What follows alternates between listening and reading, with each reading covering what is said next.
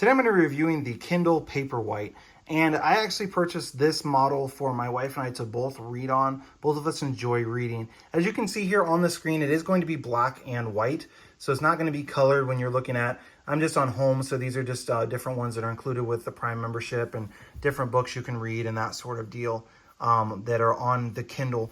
One thing about this Kindle that I absolutely love is just how long the battery life is on it. So let me go back into it here real fast. On the battery life, it will have, as you can see there at the top right now, it's got, there you go. Right now it's got 62%, and this is after about 2 or 3 weeks of use. So this does have an amazing battery life. All Kindles do, but it's not all great about this thing.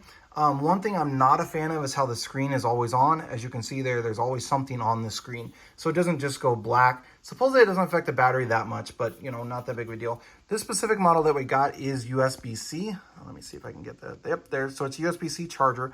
To turn it on, you just push the button here on the bottom of it, and then that will wake it up. And then after it is awake, then you're just gonna slide up, and then you can look at your home, your library, whatever you need to on there.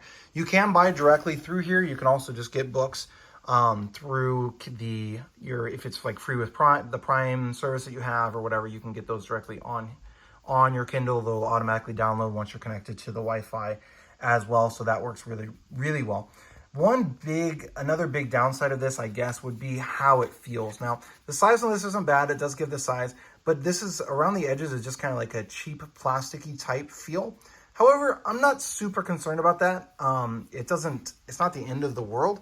Really, I'm just using it to read books anyway. The other thing is how small it is. It's relatively small, which is good in my opinion. It's lightweight, and you don't have to worry about, you know, how if you're going to be holding it for a long time, and you're going to be, you know, having to figure out, okay, is this going to be too heavy or whatever. It's actually lighter than most paperback books. So as you can see, I can easily hold it in just one hand, and I can even hold it in one hand and scroll. So I would say it's kind of like a miniature tablet size. And you can get the exact measurements, of course, and then go from there to see how it fits you. But overall, this is definitely a good option. The